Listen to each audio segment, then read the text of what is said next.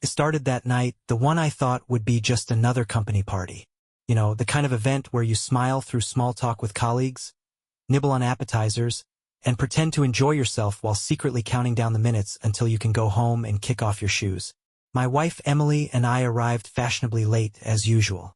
She looked stunning in a midnight blue dress that turned heads as we walked into the ballroom, her arm lightly hooked in mine. I was proud, though a little intimidated, as I always was when she dressed up. The room was already buzzing with laughter and clinking glasses. Groups of colleagues gathered in circles, swapping office gossip or stories of recent successes.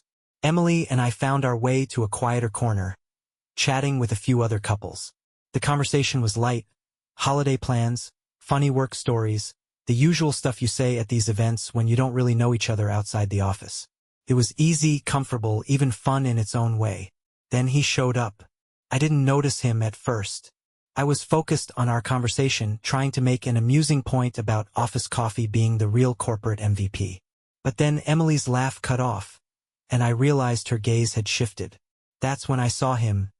Tall, confident, dressed in a tailored suit that screamed, too expensive for his own good. His smile was straight out of a toothpaste commercial, all charm and gleaming perfection. And as he walked toward us, it felt like the temperature in the room dropped by a few degrees. "Evening, everyone," he said. His voice smooth like honey but with an edge that grated on me instantly. He had this way of speaking, like he was addressing an adoring audience rather than a small group of mildly interested coworkers. He turned to Emily and me, his smile widening. "I don't think we've officially met, Jake." He extended his hand, and I shook it out of politeness, though I already didn't like the guy. Something about him felt off. I couldn't put my finger on it then, but there was this subtle arrogance in the way he carried himself, like he thought he owned the place. "Emily," my wife replied, her tone polite but warm. "Too warm, maybe?" I told myself I was overthinking it. Jake lingered just a moment too long on her name, his smile not faltering for a second. Then, as if I weren't even there, he turned his full attention to her, engaging her in conversation like they were the only two people in the room. I stood there, trying to keep up with the banter, but Jake had this way of dominating the interaction. Every word he said was polished, every joke perfectly timed. Emily laughed at something he said, and I couldn't help but notice it was the kind of laugh she hadn't used with me in a long time. My chest tightened, though I tried to brush it off as paranoia. He was just a colleague, after all. Then it happened. Without warning, Jake leaned closer to Emily. His eyes locked onto hers in a way that made my stomach churn. "Would you care to dance?" he asked, his voice low and smooth. I froze. Surely Emily would decline. She'd glance at me, maybe laugh it off, and we'd carry on with the evening. I mean, who does that? Who asks another man's wife to dance right in front of him? But instead of saying no, instead of looking at me, she smiled. A soft, almost shy smile I hadn't seen in years. "Sure," she said, her tone light, as if this were the most natural thing in the world. And then they were gone, walking toward the dance floor before I even had time to process what had just happened. I stood there, rooted to the spot, feeling like someone had just yanked the rug out from under me. The other couples in our little circle awkwardly avoided my gaze, mumbling excuses and scattering like leaves in the wind. Suddenly, I was alone. I watched as the two of them stepped onto the dance floor. The music was slow, and their movements matched. At first, I told myself it was innocent, a friendly dance at a work party.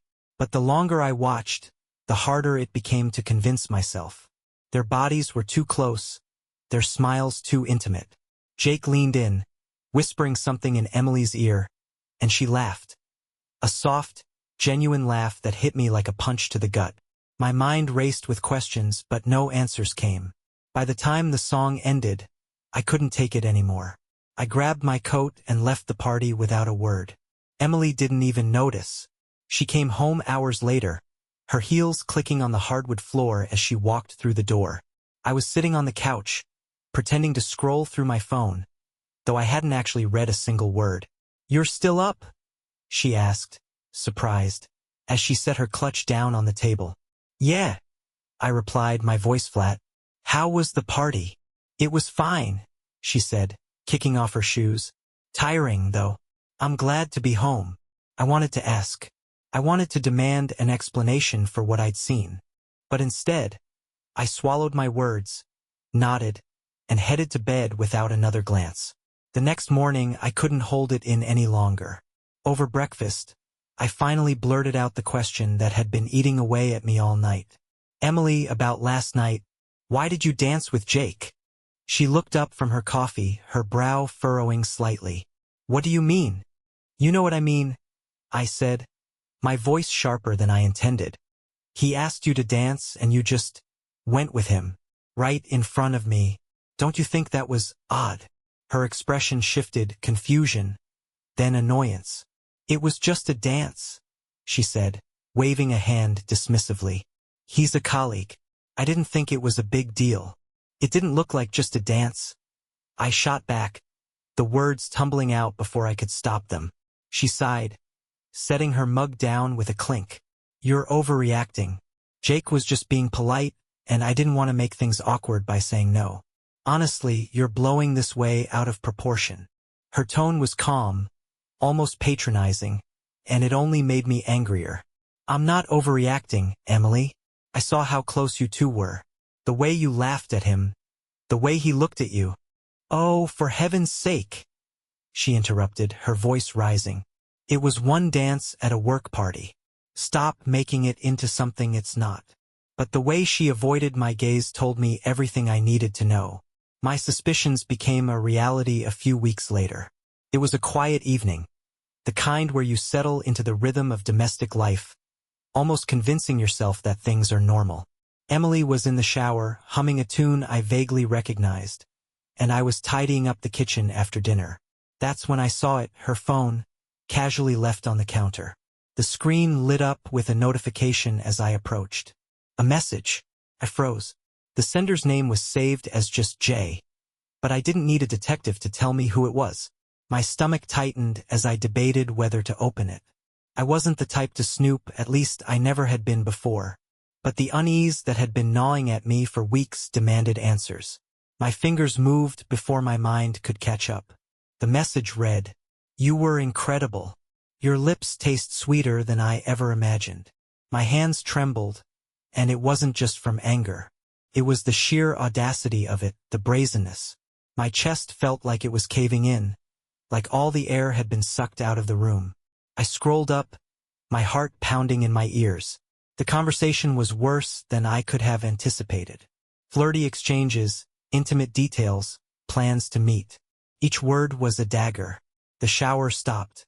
I heard Emily's voice calling out something mundane, but I didn't register the words. My vision blurred, and before I knew it, I was pacing the living room, her phone clutched tightly in my hand. When she walked in, wrapped in a towel, her hair dripping, she froze at the sight of me. "What's going on?" she asked, her eyes darting to the phone in my hand. I held it up, my voice sharper than I'd ever heard it. "Care to explain this?" Her face paled. She didn't need to ask what this was. She knew. "Where did you—" she started, but I cut her off. Don't even try to turn this around on me. Just explain, Emily." My voice cracked, the weight of my frustration and betrayal spilling out all at once. She hesitated, her mouth opening and closing as she searched for the right words. "It's not what it looks like," she finally said, and I almost laughed at the cliché of it. "Oh, really?" I spat, the sarcasm dripping from my voice. "So, what exactly does 'your lips taste sweeter than I imagined' mean? Is that some kind of inside joke I don't understand?" "It's not," she stammered, and I could see the gears turning in her head as she scrambled for an explanation. "Jake has been flirtatious, but I swear, nothing happened. It's just stupid texts. I was going to tell him to stop." "Flirtatious," I repeated, my voice rising. "Emily, this isn't some harmless office banter. This is emotional cheating at best and at worst." I trailed off, unable to say the rest. "I didn't mean for it to happen," she cried, tears welling up in her eyes. "It started as nothing. Support the channel by subscribing. It really makes a difference. A few jokes here and there, I didn't think it would go this far. I swear, I never planned for this. Her tears should have moved me, but I was too angry to care. So you just accidentally sent him pictures of yourself? Accidentally flirted with him? Accidentally let him think he could say things like that to you? I didn't send him pictures, she protested, her voice cracking. I promise, it's not what you think. Not what I think. Emily, your phone is right here. I've seen it all. And now you expect me to just believe you because you're crying. My voice was booming now, loud enough to make her flinch. Please listen, she said, stepping closer, her voice softening. I know it was wrong. I know I messed up. But I swear to you it didn't mean anything. It's you I love. You're my husband. Jake is just... he's nothing to me. He's just a distraction. A distraction? I repeated, the bitterness twisting in my gut. I'm supposed to be okay with that? With you turning to another man for... what? Attention? Excitement? What about me, Emily? What about us? Her tears were streaming now, and she reached for my hand, but I pulled away. Please, just give me a chance to fix this, she pleaded. I made a mistake. A stupid, selfish mistake. But I love you, and I want to make this right. Please.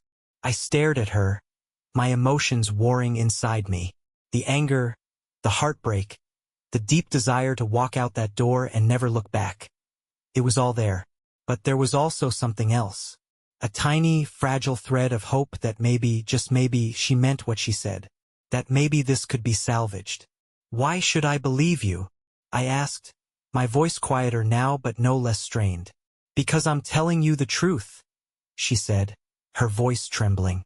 I'll do whatever it takes to prove it. I'll block him, quit my job, go to therapy, anything. Just don't give up on us. I wanted to walk away. Every rational part of me told me I should.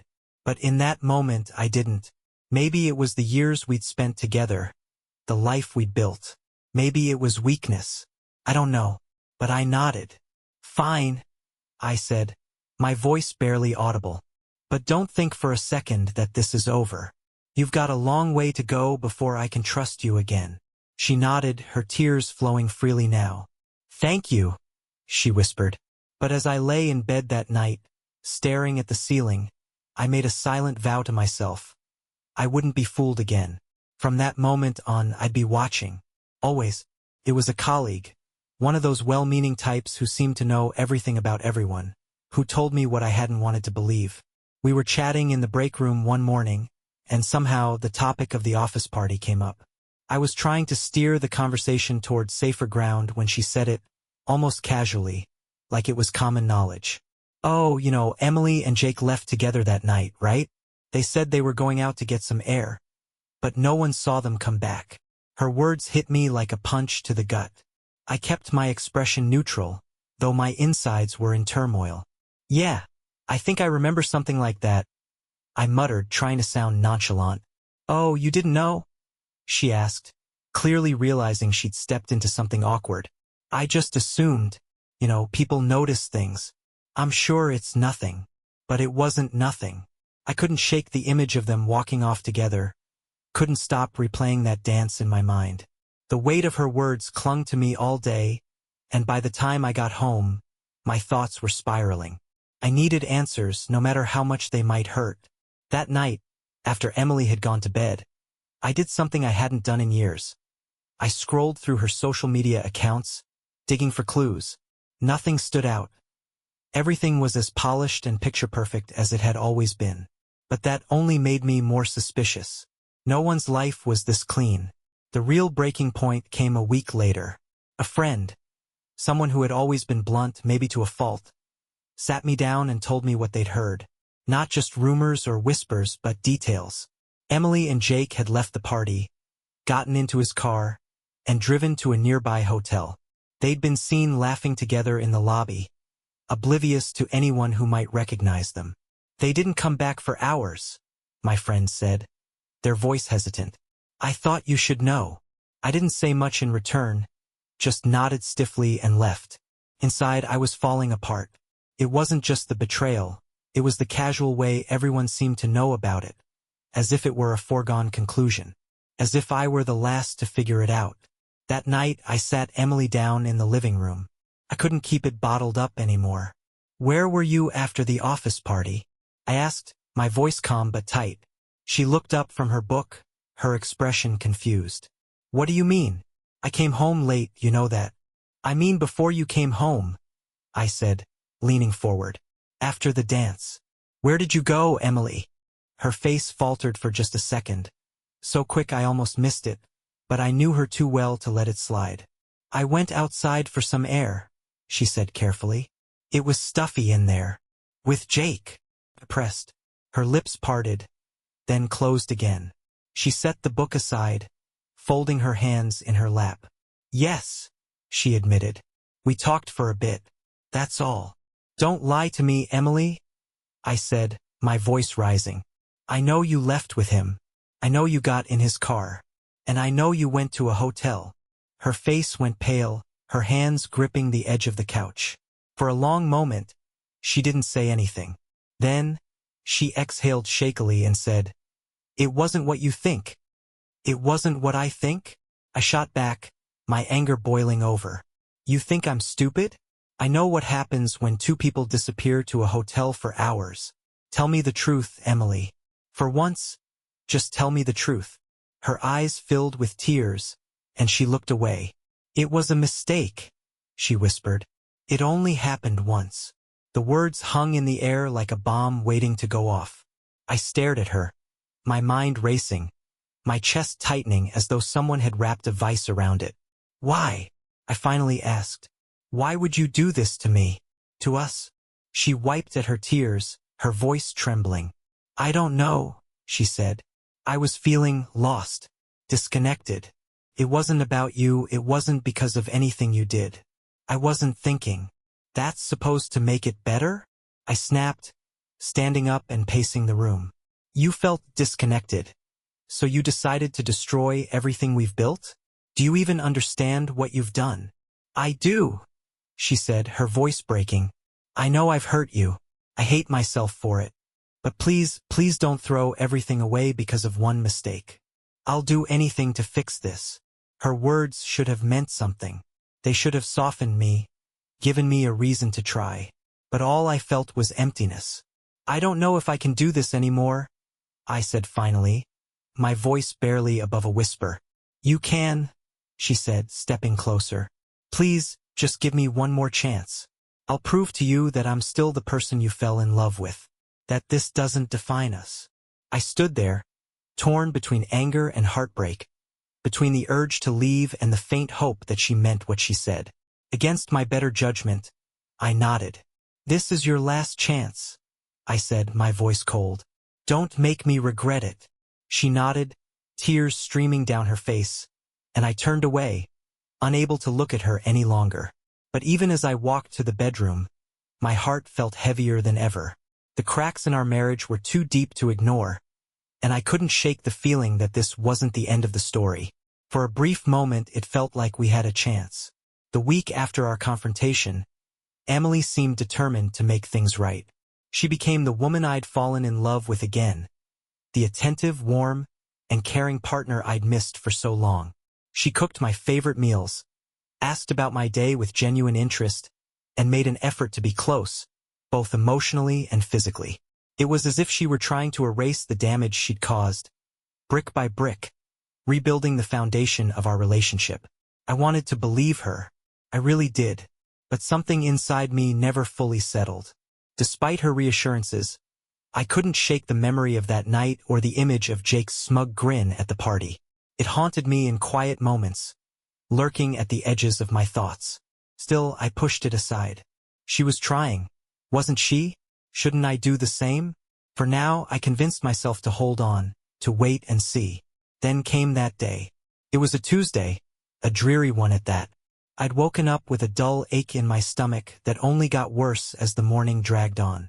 By lunchtime, I was nauseous and sweating, my body weak and clammy.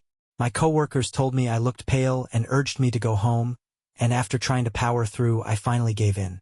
I texted Emily that I wasn't feeling well and was coming home early, though she didn't reply. I figured she might be busy, maybe running errands or taking a nap. It didn't seem unusual.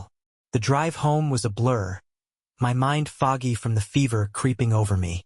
I just wanted to crawl into bed and sleep. As I pulled into the driveway, I noticed the curtains were drawn, a little strange for mid-afternoon. I brushed it off, chalking it up to coincidence.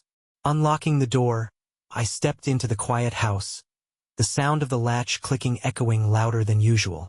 Something felt wrong. The air was heavy, too still. My stomach churned, and not just from the nausea. "Emily?" I called out, my voice hoarse. No answer. I set my bag down and walked through the house, my footsteps soft on the hardwood floor. The living room was empty, the kitchen spotless. As I made my way down the hall toward our bedroom, I noticed the door was slightly ajar. My heart began to race, a strange sense of foreboding creeping in. I couldn't explain it, but I felt it in my bones. Something was about to happen. I reached for the door and pushed it open. Time slowed. The first thing I noticed was the bed. The sheets tangled, the pillows askew. Then her, Emily, sitting up in bed, her hair disheveled, her bare shoulders glowing in the afternoon light streaming through the gap in the curtains. Her eyes met mine, wide with shock, and her hand instinctively clutched the blanket to her chest. But it was the figure beside her that made my blood turn to ice. Jake. He was shirtless, his lean, muscular frame leaning back against the headboard as if he owned the place. His expression shifted from surprise to smugness in an instant, his lips curling into that same infuriating grin I'd seen at the party. He didn't even have the decency to look ashamed. For a moment, I couldn't move. I couldn't speak. My mind struggled to process the scene in front of me, the betrayal laid bare in my own bed. Our bed. What? I stammered, my voice barely a whisper. Then it hit me like a tidal wave. The rage, the heartbreak, the humiliation. What the hell is this? Emily scrambled to cover herself, her face pale, her eyes filling with tears. "It's not what it looks like," she cried, her voice trembling. "Not what it looks like?" I bellowed, stepping into the room, my fists clenched at my sides, my body trembling with fury. "You're lying in bed. Our bed with him. How the hell is this not what it looks like?" Jake, ever the arrogant snake, didn't move. He leaned forward slightly, resting his elbows on his knees, as if amused by the chaos he'd caused. "Hey man," he said casually, his tone dripping with mockery. "Maybe we should talk about this like adults." That was it. The last straw. "Get out," I growled, my voice low and dangerous. Emily reached out, her voice breaking. "Please, just let me explain." "Get out," I roared, cutting her off. "Both of you, out of my house." Jake finally stood, stretching lazily as if this were all a joke to him. He grabbed his shirt from the floor, smirking as he pulled it on. "You don't have to be so dramatic," he said, brushing past me. I wanted to hit him, to wipe that smug grin off his face, but I knew better. He wasn't worth it. As soon as Jake was out the door, I turned to Emily. She was sobbing now, clutching the blanket around her like it could shield her from the storm she'd created. "I'm sorry," she choked out. "I made a mistake. Please, don't do this." But I was done. Done with her lies, done with her promises, done with the person she'd become. "Pack your things," I said coldly, my voice devoid of emotion. "You're leaving." "No, please," she begged, sliding off the bed and grabbing at my arm. "It didn't mean anything. I love you, I swear. Just give me one more chance." I yanked my arm away, glaring at her. "You had your chance," I said, my voice trembling with anger.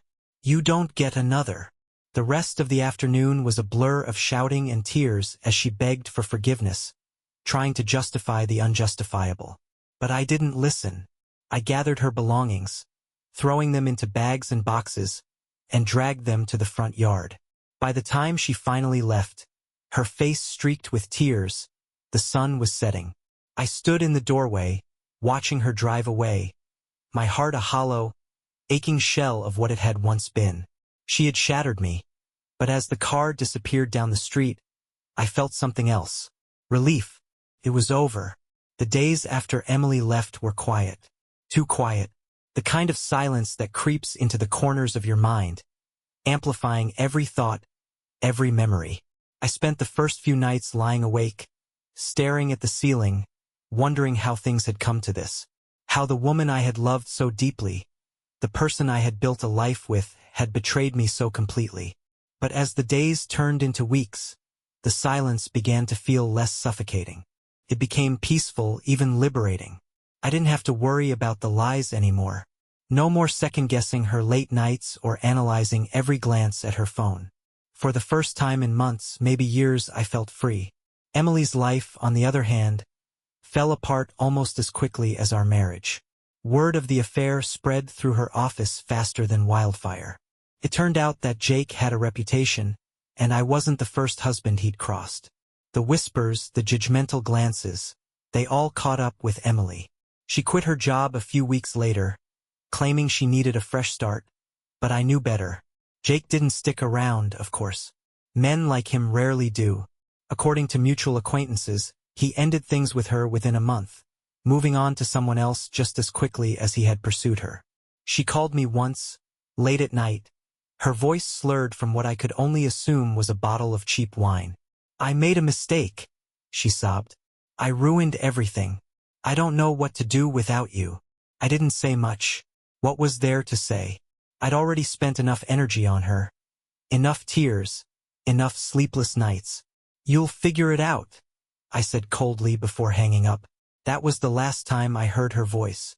Through the grapevine, I learned that she'd moved back in with her parents, working odd jobs to make ends meet. Her once sparkling social media accounts, full of curated photos and carefully chosen captions, were silent now. The friends who had cheered her on at parties, the ones who encouraged her flirtations, had all but disappeared. As for me, rebuilding wasn't easy, but it was worth it. I threw myself into work at first, not because I needed the distraction, but because it gave me purpose. My coworkers, some who knew, some who didn't, treated me the same, and that stability became an anchor. I started therapy, something I never thought I'd do. At first, it felt awkward, sitting across from a stranger and baring my soul. But over time, I realized how much I'd been holding in. Not just from the betrayal, but from years of neglect and unspoken frustrations in our marriage. Therapy became a space where I could finally be honest, even with myself. Then came the gym. It started as a way to burn off the lingering anger, but it quickly became a routine. The weights grounded me, the miles on the treadmill cleared my head, and for the first time in a long while, I began to feel good in my own skin. Friends and family rallied around me in ways I hadn't expected. My mom insisted on weekly dinners, my dad offered advice with his usual quiet wisdom, and my friends dragged me out for drinks and football games, reminding me that life didn't stop just because my marriage had.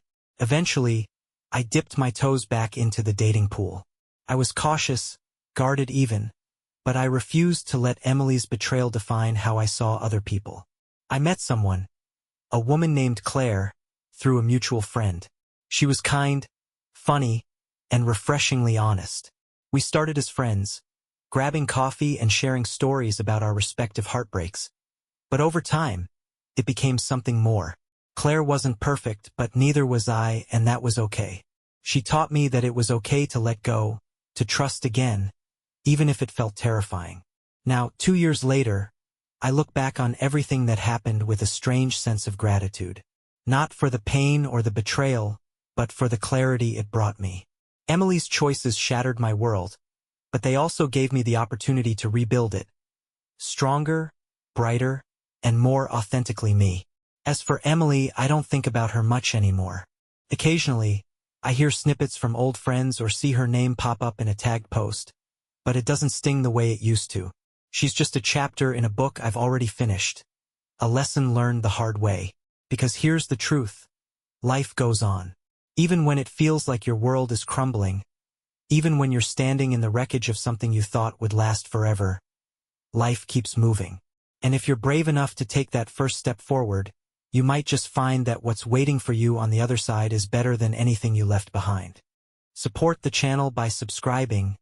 It really makes a difference.